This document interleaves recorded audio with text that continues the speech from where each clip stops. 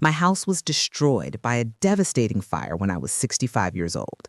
I went to find shelter at my son's house, but he turned me away, saying his girlfriend needed her privacy. Desperate, I called my first love, a man I hadn't seen in 4 decades. When he opened the door to his mansion, he said 3 words: "You finally came back." My life changed forever. But before I continue, make sure you're subscribed to the channel and write in the comments, where are you watching this video from? We love to know how far our stories travel.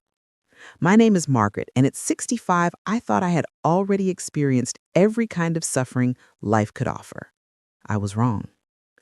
It all started on a Wednesday that seemed just like any other in my quiet suburban town of Riverside Heights. I was in the kitchen making my afternoon coffee when I smelled something strange. I had decided to check, thinking maybe I'd left something on the stove. When I opened the living room door, I was met by a wall of smoke, so thick I could barely see through it. Flames were already consuming the curtains and climbing the walls with a speed that left me paralyzed for a few crucial seconds. The smoke detector should have gone off, but I found out later the battery had died months ago. A simple oversight that would cost me everything I owned. I ran back to the kitchen, trying to reach the phone to call the fire department, but the smoke was already everywhere, making it hard to breathe, impossible to think clearly. I heard glass shattering and realized I didn't have time. The flames were consuming my house with a ravenous hunger that seemed impossible to contain. My only thought was to get out of there alive. I grabbed my purse, which was on the kitchen table, and ran for the back door. The last thing I saw before I left was the portrait of William, my late husband, starting to blacken from the heat. The neighbors were already on the street when I got out, coughing and stumbling. Mrs. Patterson, my 78-year-old neighbor, was the first to approach, hugging me as we both watched helpless as the flames devoured the house where I had lived for over 40 years. The firefighters arrived in 10 minutes, but it was already too late. They managed to prevent the fire from spreading to the neighboring houses, but mine was beyond saving. In just 1 hour, 4 decades of memories were reduced to ashes. The kitchen table where my son Timothy used to do his homework, the walls that held his childhood growth marks, the bedroom I shared with William for 37 years, it was all gone. I stood on the sidewalk, wrapped in a blanket someone had put over my shoulders while the firefighters did their work. They would later tell me it was probably a short circuit in an old outlet in the living room, a simple electrical problem that turned my life into ruins. The flames finally died down, leaving only a blackened, smoking frame. The fire chief approached me, his face dirty with soot, his eyes full of a compassion I couldn't bear at that moment. "I'm so sorry, ma'am. We did what we could, but..." He didn't need to finish the sentence. I could see it for myself. Total loss. Everything I owned, besides the clothes on my back and the contents of my purse, was gone. The neighbors, who were lucky enough to still have homes, took me in for the first night. Sweet Mrs. Patterson insisted I stay with her, but her small apartment was already crowded with her visiting grandchildren. The Red Cross had set up emergency shelters, but the thought of sleeping in a gym full of strangers made me feel even more lost. That's when I knew I had to call Timothy. My son lives about 40 minutes away in Oakwood Estates, a fancy neighborhood with tree-lined streets and houses that look like they're from magazines. He moved there 4 years ago when he was promoted to regional manager at the insurance company where he works. We weren't close, not in the way mothers and sons should be, but he was all the family I had left. I used Mrs. Patterson's phone because mine had melted along with everything else. "Timothy, honey, it's Mom," I said, my voice weaker than I intended. "Mom, what's wrong? You sound upset." "There was a fire, son. The house. It's gone. Everything's gone." There was a pause that felt like an eternity. "Are you hurt?" "No, I'm fine. Just some scrapes and a sore throat from the smoke, but I need a place to stay while I figure things out. Just temporarily." Another pause. "Of course, Mom, come over. We'll figure it out." The relief that washed over me was so intense I nearly collapsed. My son would take care of me. Despite all our distance, all the missed calls and awkward holiday dinners, he was still my boy. I spent the next morning looking at the charred ruins, waiting for the insurance adjuster to show up. He showed up promptly at 9 a.m., a young man who looked like he'd rather be anywhere else, walking through what was left of my home with a clipboard and a camera.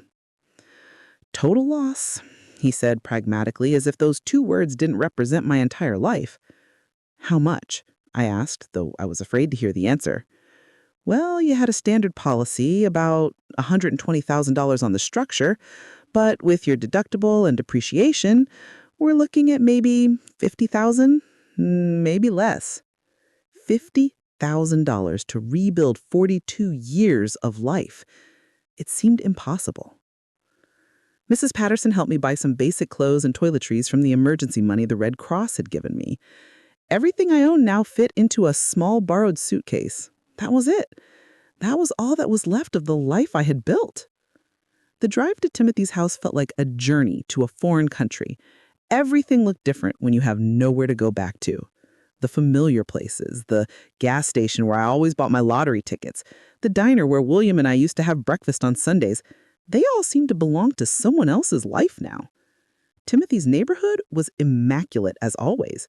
Perfect lawns, perfect sidewalks, perfect lives that were going on exactly as they had the day before. I felt like an intruder bringing my tragedy into their pristine world. His house was a 2-story colonial with white shutters and a red door that Jessica had picked out. I had met her exactly 3 times in the 2 years they'd been together. She was 30 and he was 39. She worked at a marketing firm downtown and had opinions on everything from the color of the walls to the type of wine to serve at dinner. I paid the taxi at his driveway and stood still for a moment, gathering my courage. This is temporary, I told myself. Just until I can figure out what's next. Just until the insurance money comes through and I can find a small apartment somewhere. I never imagined walking up to my own son's door with my small borrowed suitcase would be one of the hardest things I'd ever done.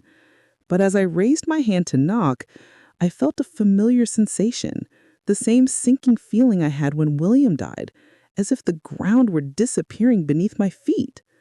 I just didn't know yet how much deeper I was about to fall. He opened the door before I could knock, as if he'd been watching for me from the window. For a single moment, seeing his familiar face, William's eyes, my stubborn chin, made me feel like everything might be okay. He was my son. My only son. Surely blood meant something. He said, "Mom," stepping aside to let me in, but his voice held something I couldn't quite place. Distance, maybe, or discomfort? Jessica appeared behind him almost immediately, as if she'd been waiting in the wings. She was wearing white jeans and a silk blouse that probably cost more than I used to spend on a month's groceries. Her brown hair was swept up in one of those messy buns that somehow looked perfectly styled, and her smile was the kind that never reached her eyes. "Margaret, how awful about your house," she said, but she was looking at my ragged suitcase, not at me. "Timothy told me what happened." I set my suitcase down in their immaculate entryway, suddenly aware of how I must look. My newly bought clothes, cheap and plain, looked out of place against the polished marble of the hallway. I could still smell the smoke embedded in my hair, despite the shower I had taken at Mrs. Patterson's house. "It's just temporary," I said quickly, "just until I can get back on my feet." Timothy and Jessica exchanged a look, one of those wordless conversations couples have, the kind that excludes everyone else in the room. I'd seen William and I do the same thing countless times, but from the other side, it felt like being shut out of a club I didn't know existed. "Let's sit down and talk," Timothy said, guiding me to the living room. His house was beautiful in the way that magazine houses are beautiful. Everything matched. Nothing was out of place. White furniture that looked like no one had ever actually sat on it. Glass coffee tables that reflected the light from windows so clean they seemed invisible. It was the kind of house that made you afraid to touch anything. I sat on the edge of the immaculate sofa, my new shoes planted firmly on the flawless hardwood floors. Jessica noticed and flinched slightly. "So what's the plan?" Timothy asked, settling into the armchair across from me, not next to me on the sofa where he might have put his arm around his grieving mother, but across from me, as if we were conducting business. "Well, the insurance adjuster said it'll take a few weeks to process everything, maybe a month. I was hoping I could stay here until then, just until I find a small apartment or something." The silence that followed lasted about 10 seconds too long. I saw Jessica's face change. I saw her jaw tighten almost imperceptibly. She leaned over and put her hand on Timothy's arm, a gesture that looked supportive but was clearly possessive. "Mom," Timothy began, and I knew from his tone that what came next would break my heart. "The thing is, Jessica and I have been talking, and we really value our privacy here. We work long hours, and this is our sanctuary, you know." I blinked, not quite understanding. "I wouldn't get in your way. I'd keep to myself. I'd help with the cooking, the cleaning. I wouldn't be a bother." Jessica leaned forward, her voice soft but firm. "It's not about being a bother, Margaret. It's about space. This house is our first home together, and we're still finding our rhythm as a couple." "I'm his mother," I said, the words coming out sharper than I intended. "Of course you are," Jessica replied smoothly. "And that's why we thought you'd be more comfortable somewhere else, somewhere you can have your independence while you rebuild." I looked at Timothy, waiting for him to contradict me, to remember that I was the woman who had stayed up with him through every fever, who had worked double shifts to pay for his college textbooks, who had held his hand through his divorce 3 years ago when his ex-wife left for her personal trainer. Instead, he nodded. "Jessica's right, Mom. We thought you'd be happier with your own space." The words hit me like a physical punch. I actually felt my chest tighten as if someone were squeezing my lungs. "Happier, Timothy? I lost everything yesterday. Everything. And you think I'd be happier alone in a motel room than here with my family?" "It doesn't have to be a motel," Jessica said quickly. "There are some lovely extended stay places near the mall. Very clean, very safe, and they have little kitchenettes so you can cook for yourself." I stared at this woman who had been in my son's life for only 2 years, telling me where I should live after I lost my home. And how am I supposed to pay for this lovely extended stay place? The insurance money won't come for weeks. Timothy shifted uncomfortably. "I could help with that. A few hundred to get you started." A few hundred, as if I were a distant relative he barely knew, not the woman who gave him life. "Timothy," I said, my voice barely a whisper, "I changed your diapers. I rocked you through your colic. I taught you how to ride a bike. I helped you with your homework. I held you when you cried because Sarah Jenkins broke your heart in high school." His face winced slightly, but Jessica squeezed his arm harder. "No one is questioning your history," she said. "We just think we would all be more comfortable with some boundaries." Boundaries? I'd heard that word from the therapist Timothy had seen after his divorce. Everything was about boundaries. "You're kicking me out," I said, flatly. "We're not kicking you out," Timothy protested. "We're just saying maybe this arrangement wouldn't work for anyone." "Whose idea was this?" I asked, though I already knew the answer. I could see it in the way Jessica sat back slightly, satisfied as if she'd won something. "We discussed it together," Timothy said, but he wouldn't meet my eyes. I stood up slowly, my knees cracking in a way that reminded me I was 65 and all alone in the world. "I understand." "Mom, don't be like that. We're trying to do what's best for everyone." "What's best for everyone?" I repeated the words as if they were in a foreign language. "What would be best for everyone, Timothy, is if your mother didn't have to sleep on the street tonight." Jessica's perfectly made-up face tightened into a concerned frown. "You don't have to sleep on the street. Like I said, there are options." I looked around the pristine living room one last time, at the family photos that included Timothy and Jessica, but none of me, at the expensive furniture that no one was allowed to actually live on, at my son who had chosen this cold, beautiful woman over his own mother. "You're right," I said finally. "There are always options." I picked up my small suitcase. Its weight felt heavier now that I knew where it wasn't welcome.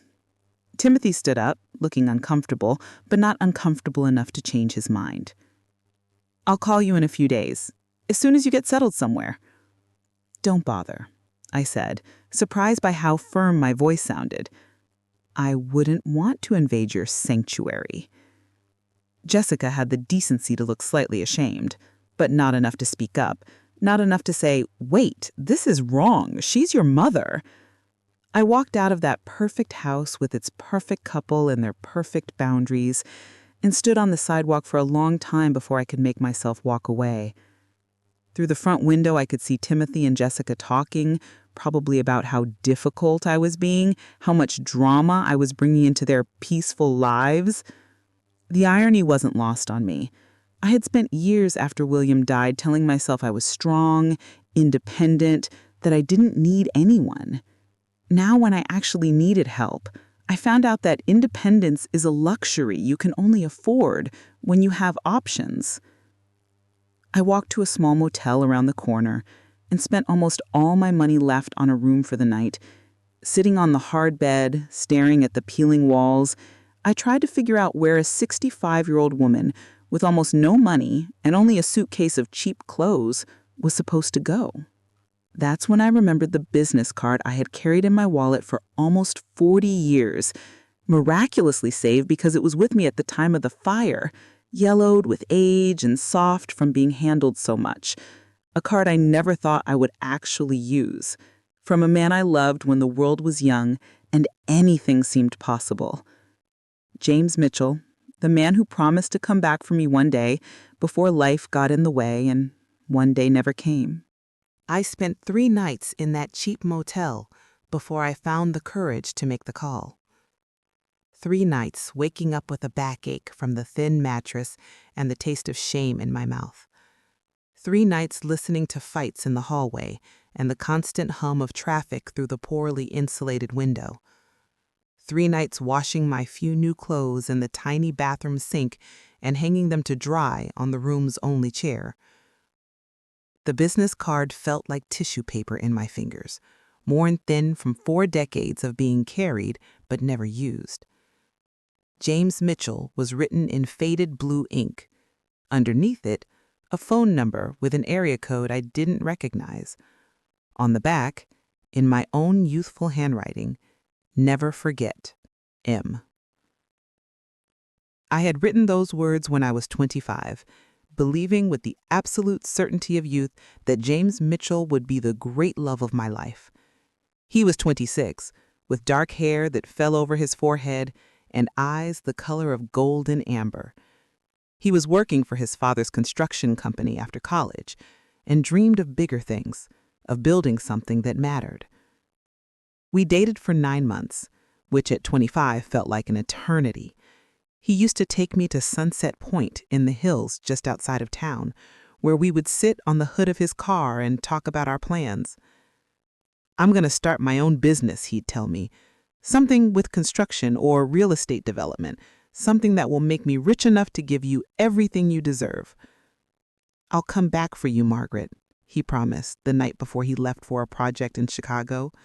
"I'll make something of myself, and then I'll come back and marry you." But promises at 25 have a way of fading when real life takes over. He wrote letters at first, long, passionate letters full of dreams and plans. I wrote back telling him about my job at the bank, about how I was waiting for him, how he'd promised. Then the letters got shorter, less frequent. By the time I met William 6 months later at a church social, James felt like a beautiful dream I once had, too good to be true. William was stable, reliable, already 32, with a good job at the phone company. He didn't promise me the world, but he promised me a home, a family, security. When he proposed after 5 months of dating, I said yes. I put James's business card in the pocket of my wedding dress, a secret talisman I couldn't bring myself to throw away. Now, 40 years later, sitting in a cheap motel room that smelled of damp and old cigarettes, I wondered what had become of that dreamy man with the amber eyes. I kept track of him sporadically over the years, the way you do with first loves. Through mutual friends, I heard he had made good on his promises, that he had started a construction company that had become something big. He never married, which surprised people. Too busy building his empire, they'd say. That Mitchell was always ambitious. The last I'd heard, maybe 8 years ago, was that his company had expanded beyond our state to Denver and Phoenix. Mitchell Developments, building shopping malls and office complexes. The young man from the construction company had become the kind of man who wore expensive suits and made decisions that affected hundreds of people. What would that man want with a 65-year-old widow staying in a cheap motel with nothing but a suitcase of clothes from the supermarket? The rational part of my brain said it was ridiculous, pathetic even. You don't call someone after 40 years because your life has fallen apart. You don't look up your high school sweetheart when you're old and desperate and have nowhere else to go. But rational thought is a luxury when you're counting the change in your purse and trying to figure out if you have enough for one more night in a motel. On the 4th morning, I couldn't take it anymore. My back ached from the hard mattress, the money was running out, and the hotel had already warned me they would need the room for a reservation arriving the next day. I sat at the room's small table, staring at the card, my hands shaking from more than just the morning chill. What would I say? Hi, James. Remember me? I'm homeless now. Can you help? The number on the card was probably disconnected, or it would ring to some secretary who would politely inform me that Mr. Mitchell was far too important to take calls from random women claiming to have known him in his youth. But what if it wasn't?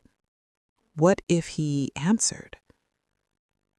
My heart pounded as I dialed the number. Each digit felt like a step off a cliff. It rang once, twice. Mitchell Developments, James speaking. His voice was deeper now, shaped by time and responsibility, but it was unmistakably his. After 40 years, I would have known it anywhere. I almost hung up, almost pressed the end call button and walked away to find some other solution. But something in his tone, some warmth that seemed to travel through the phone and wrap around me like a blanket, made me speak. James, it's Margaret. Margaret Wilson. Well, I'm Margaret Collins now, but I used to be Wilson. Silence long enough that I thought maybe the call had dropped, or maybe he had hung up, or maybe he had no idea who I was. Then, Margaret, just my name, said like a prayer or a wonder, as if he couldn't believe it. I'm so sorry to call like this. I rushed, the words tumbling over each other in my desperation to explain before he could hang up. Where are you? He interrupted, his voice sharp with concern. I'm in town, at a motel called the Sunrise Inn, and I know this sounds crazy, but my house burned down last week. I lost everything, and my son doesn't want me to stay with him, and I have nowhere to go. The words came out in a flood, each one harder to say than the last. Admitting your own child had rejected you was like admitting you had failed at the most fundamental part of being human. Give me the exact address, James said, his voice all business now. I'm coming to get you. You don't have to do that. I don't know why I called. I guess I just needed to hear a friendly voice. Margaret, his tone allowed no argument. Tell me where you are. I'm already walking to my car. Over the phone, I could hear the sound of a door closing and an engine starting. He was really coming. This man I hadn't spoken to in 40 years was dropping whatever important business he was doing to rescue me from a cheap motel. I gave him the address, my voice barely a whisper. James, I'm not the girl you remember. Neither am I, he said, and I could hear the smile in his voice. But I've been waiting 40 years for this call. After we hung up, I spent the next hour packing my few new things, alternating between panic and disbelief. What was I doing? What were we doing? This was insane. You couldn't just pick up relationships after 40 years as if you were continuing a conversation from yesterday. But as I watched out the motel window, waiting for a car I wouldn't recognize, carrying a man I might not recognize, I felt something I hadn't felt since before the fire. Hope. Maybe it was foolish hope. Maybe it would lead to more disappointment, more heartbreak. But it was hope all the same. And at 65, with nothing left to lose, hope was worth the risk. At 10:45 on the dot, a silver Mercedes pulled up in front of the motel, sleek and gleaming against the worn-out backdrop of the street. I watched from the window as the car parked, my heart beating against my ribs like a bird trying to escape its cage. The windows were tinted, so I couldn't see inside, but something deep in my chest told me it was him. The engine cut off and the driver's side door opened. Even after 40 years, even with gray hair and lines around his eyes, even carrying the weight of decades I hadn't shared with him, I recognized him immediately. James Mitchell stepped out of that car like he was stepping out of my dreams. And when he looked up at the window where I was standing, the years crumbled away between us, as if they'd never existed. I grabbed my suitcase and went downstairs in a rush, like someone afraid a dream will vanish if you wait too long. He was standing by the car, waiting for me. James had this same relaxed confidence he'd had at 26, but now it was refined, polished by success and maturity. He was wearing dark jeans and a navy blue sweater that probably cost more than I used to spend on a month's groceries. But his eyes, those amber eyes that had haunted my dreams for decades, were exactly the same. I wanted to hide, wanted to go back to the room and pretend this wasn't happening. I looked terrible. My hair hadn't been cut in months. My cheap clothes were wrinkled, and I felt small and insignificant compared to the elegant man waiting for me. But he was already smiling at me, a smile that made my heart leap as if I were 25 again. I walked toward him slowly, suddenly unable to breathe. "Hello, Margaret," he said softly. Up close, I could see the changes time had made. His dark hair was now silver, cut short and professional. Lines marked the corners of his eyes and shaped his mouth. He was broader in the shoulders, more solid, as if success had given him physical weight along with everything else.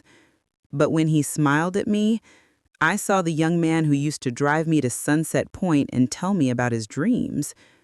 "Hello," I managed to say. My voice was barely a whisper. He studied my face for a long moment, those amber eyes taking in every detail. I wanted to apologize for how I looked, for how far I'd fallen, for calling him after all these years with nothing to offer but trouble. Instead, he said 3 words that changed everything. "You look beautiful." I started to cry. Right there on the sidewalk in front of that cheap motel, with James Mitchell standing beside me, I completely fell apart. 40 years of unshed tears, 4 days of uncertainty and despair, a lifetime of being told I wasn't enough. It all came out in ugly, ragged sobs I couldn't control. He didn't say anything else. He didn't try to shush me or tell me it would be okay. He simply took my suitcase with one hand and wrapped his other arm around me as I collapsed against his chest. He smelled like expensive cologne and clean laundry, like success and stability, like everything I had lost and everything I never had. His sweater was soft against my cheek, and his arms were strong around my shaking shoulders. "I'm sorry," I gasped against his chest. "I'm sorry, James. I shouldn't have called. I shouldn't have dragged you into this mess." "Shh," he murmured, his hand stroking my back. "You should have called years ago." When the tears finally stopped, I pulled back to look at him, embarrassed by the wet patch I'd left on his expensive sweater. I must look like a mess.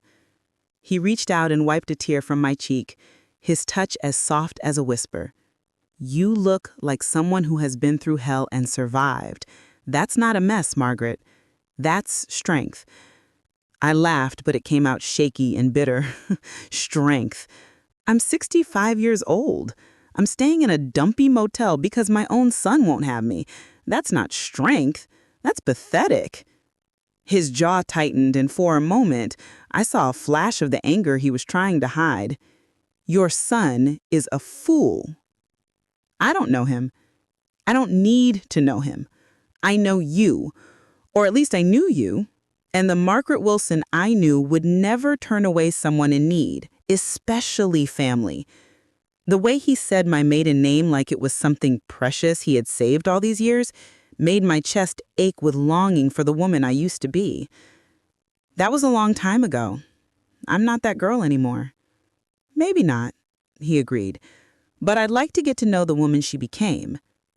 He put my suitcase in the trunk of his luxury car as if it were a treasure, not a cheap bag holding everything I had left in the world.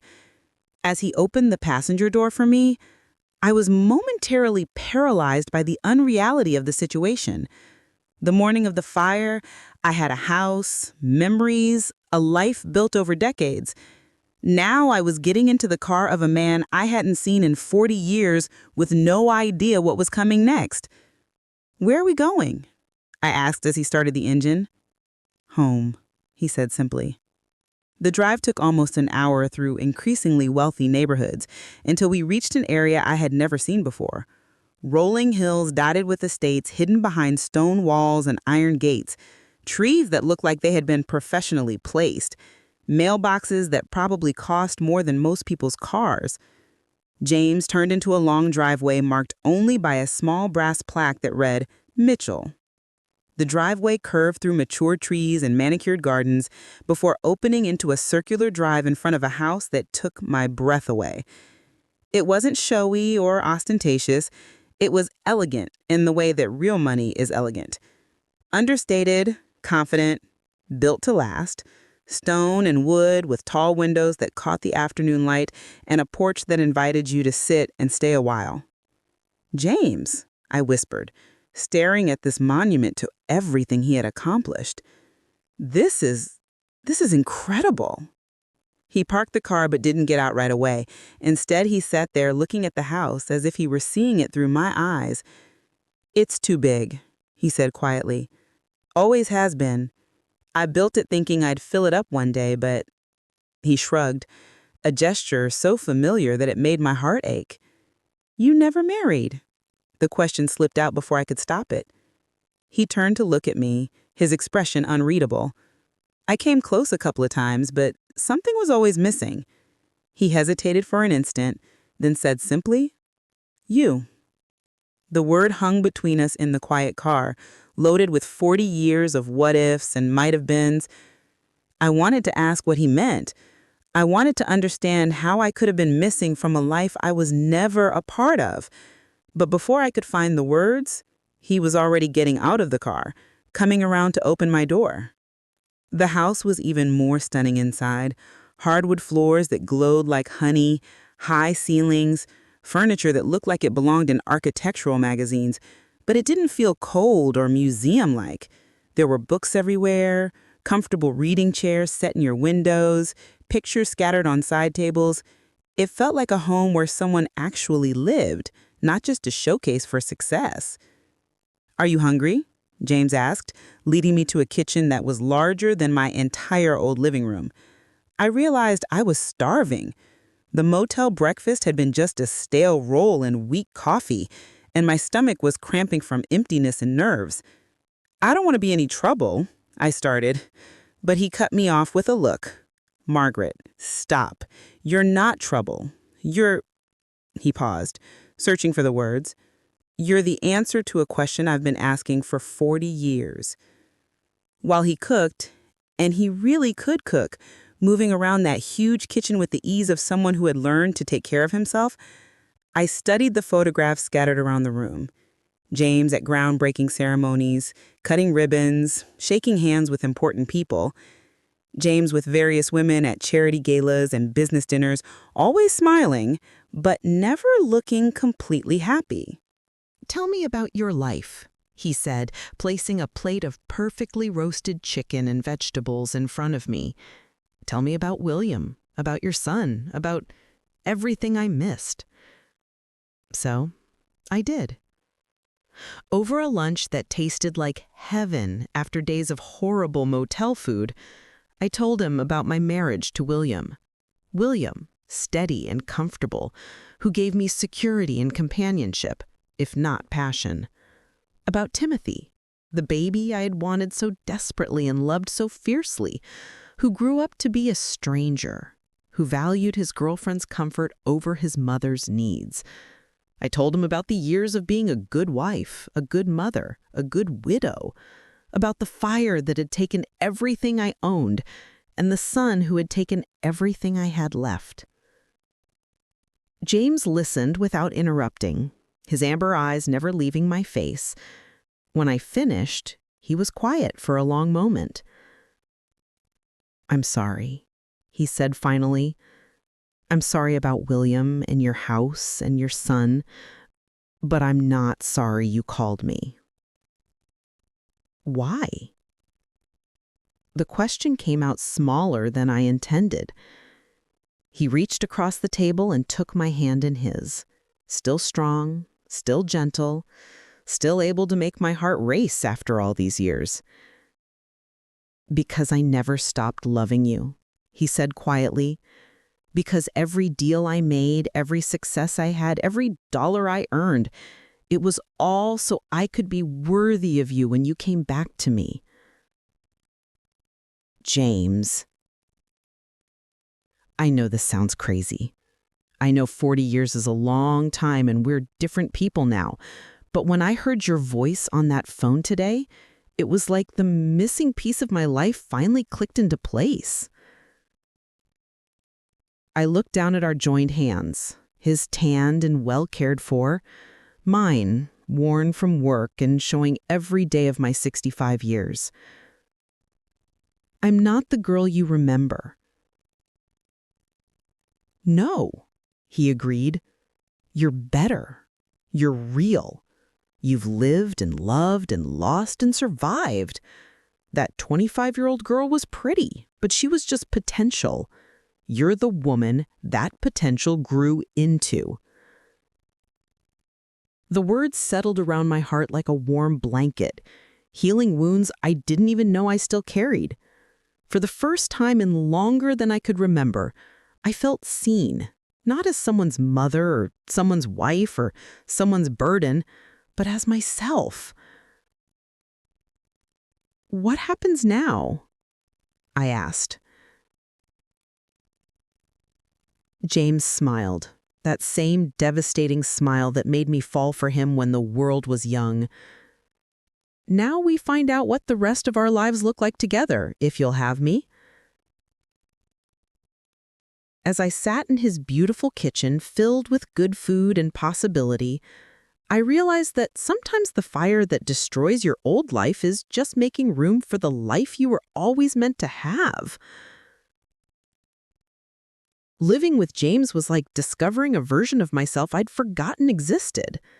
The first week was strange, tiptoeing around each other like polite strangers sharing a space.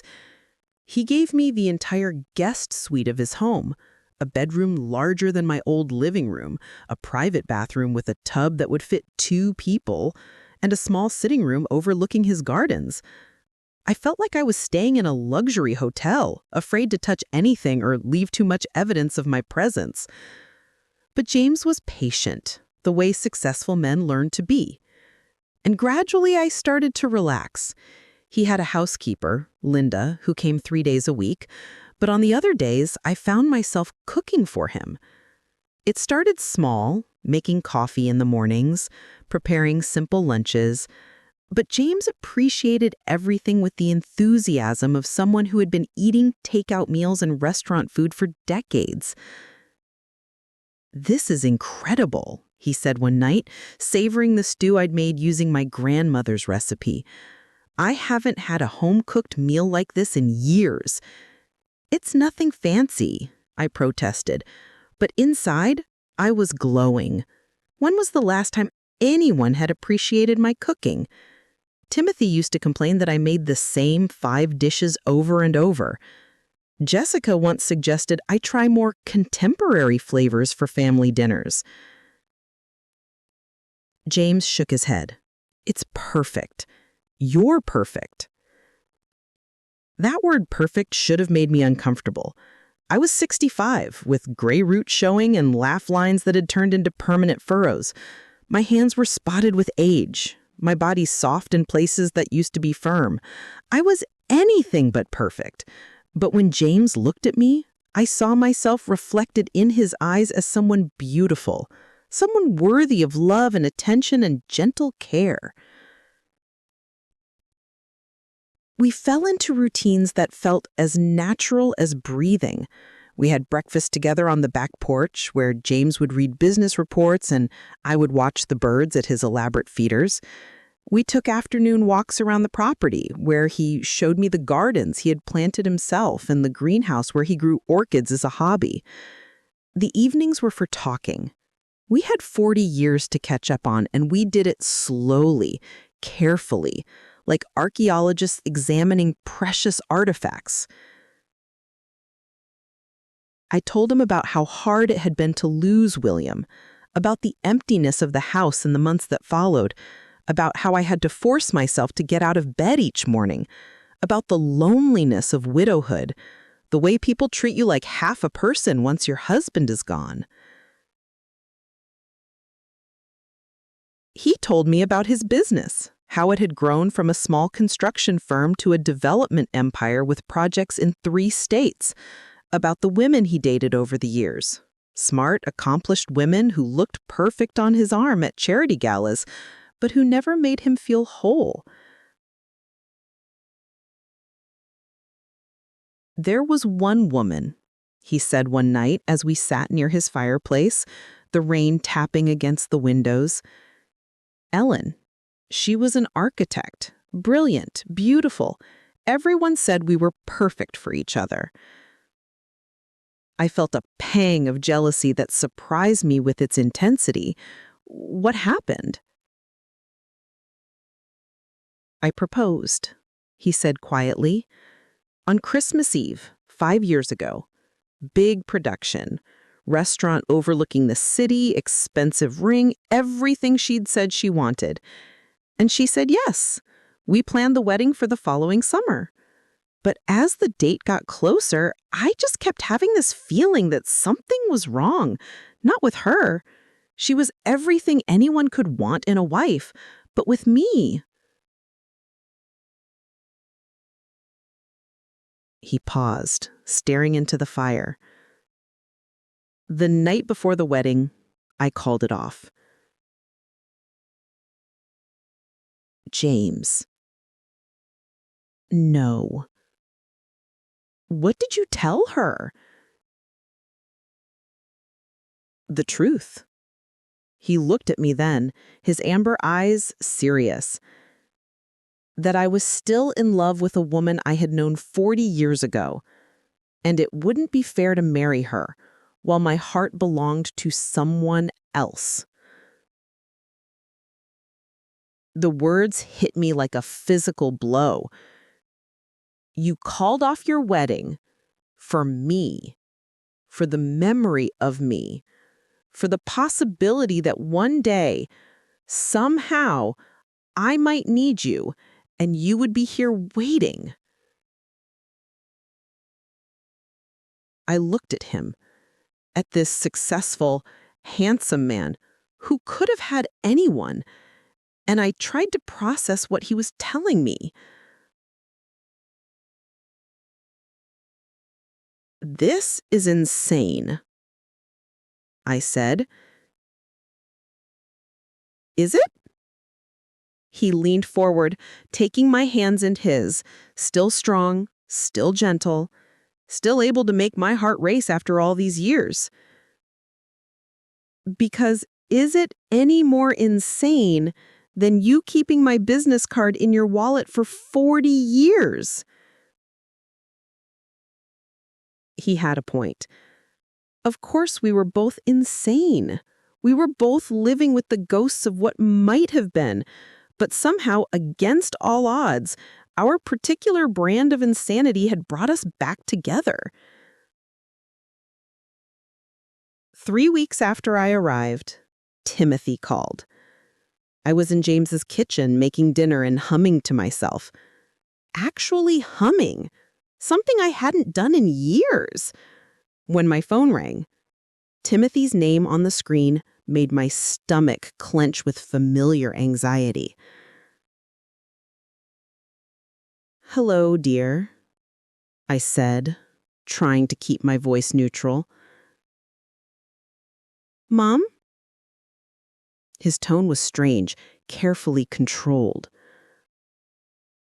"I've been trying to call you. Your phone keeps going straight to voicemail." That was true. I had been screening my calls, not ready to deal with whatever guilt or obligation Timothy might be peddling. "I've been busy." "Busy doing what? I heard you checked out of the motel weeks ago. Where are you living?" I looked around James's beautiful kitchen, at the fresh flowers he'd brought home that morning, at the expensive wine glasses on the counter. "I'm staying with a friend." "What friend, Mom? You don't have any friends with money." His assumption stung, partly because it had been true for so long after William died. I had let most of my friendships fade, too tired and too proud to maintain relationships when I had nothing to offer in return. "You'd be surprised," I said coolly. There was a pause, and I could practically hear him processing that information. "Mom, I think we need to talk. Jessica and I have been discussing the situation, and we think maybe we were too hasty. Maybe you could stay in our guest room for a little while, just until you get back on your feet." The offer that would have meant everything to me a month ago now felt empty, insulting even. "What made you change your mind?" Another pause. "We realized we were maybe too focused on our own needs. Families should stick together." What he meant, I realized, was that he had probably heard through the neighborhood gossip vine that his mother was no longer staying in a cheap motel. Someone had mentioned seeing her with a well-dressed man in an expensive car. Timothy was curious, and curiosity had made him generous. "That's very kind of you," I said coolly. There was a pause, and I could practically hear him processing that information. "Mom, I think we need to talk. Jessica and I have been discussing the situation, and we think maybe we were too hasty.